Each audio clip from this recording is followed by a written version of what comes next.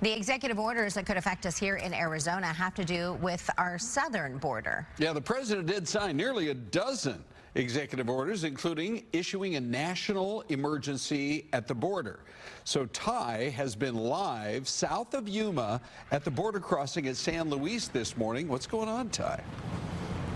Yeah, good morning, you guys. We're talking just about that exactly because President Trump on his first day in office signing all of those executive orders, and a lot of those having to do with immigration. So we're down here at the southern border talking about how this could potentially affect the people that live and work in some of these communities. And we want to talk about mass deportation now, and I'm joined with John Bolts.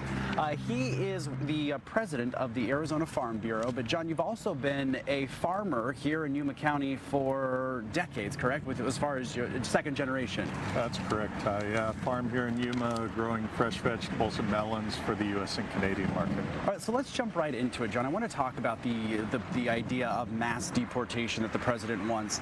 If that were to happen here in Arizona, how would that affect you and agriculture here in Arizona? President Trump and the Trump administration keep speaking regularly about the criminal element, wanting to deport the criminal element from our country.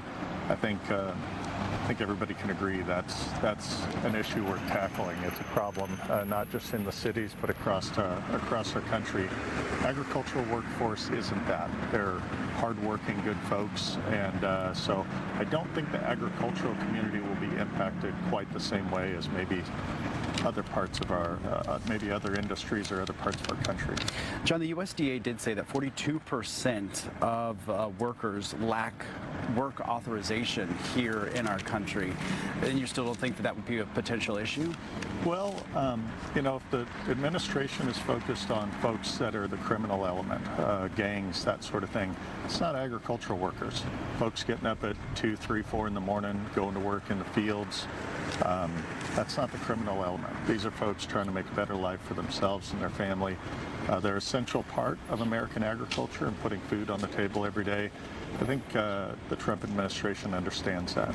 John, can you talk right now about how a lot of these individuals that come over the border every day go work into the fields, including at your farm?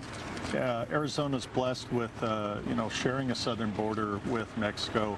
A lot of great folks cross the border daily. We call those commuter workers. They cross the border each day. They come to work in the United States and then go back home to live there in Mexico for socioeconomic reasons. Maybe their grandmother watches their kids, or maybe they have a loved one that lives in Mexico that they need to care for in the evenings, and so they go back to Mexico each day for those reasons. It's a little less expensive to live in Mexico as well.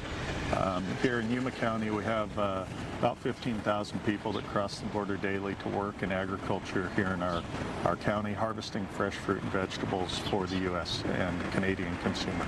Well, John, we do appreciate you taking the time on a cold morning here in San Luis to talk about this. And again, you guys, this is exactly what we're talking about, is how some of these individuals here in the southern border could potentially be affected by some of these executive orders. So we're going to continue to kind of scout around here throughout the rest of the morning. We'll see you back here at 9 o'clock.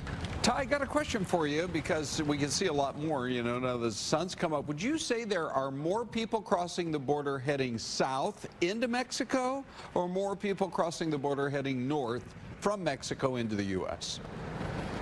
They're crossing the border from Mexico into the United States. And I was just talking to John about this earlier, and he says they do have a lot of those work programs where those individuals cross the border, they go to work, and then they go back to Mexico later on in the day. And he kind of mentioned it too. A lot of these folks are actually American citizens, but for whatever reason decide that they want to live in Mexico because it potentially is cheaper. They have family in Mexico, and then they come over here. We've also seen a lot of school-age kids crossing the border, going from Mexico in here to the United States, and then after school they'll head back home to Mexico. You know, that's a really good point. I think people don't realize San Luis, Arizona is a pretty tiny town. On the other side of the border, it's a mega city, San Luis Rio, Colorado.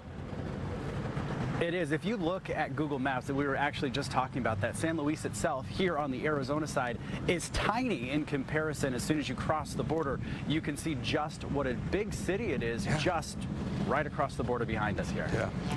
Lots of business being done there on both sides of the border in some of our border towns in Arizona. Ty, thank you. Great interview. And our coverage of the latest developments on the new border policies of the Trump administration continues.